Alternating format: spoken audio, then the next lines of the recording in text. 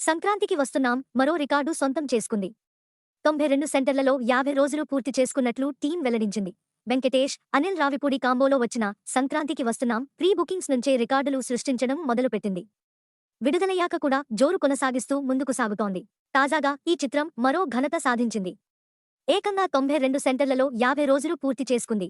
సంక్రాంతికి వస్తున్నాం రికార్డ్. ఈ విషయాన్ని తెలుపుతూ టీం పోస్ట్ పెట్టింది.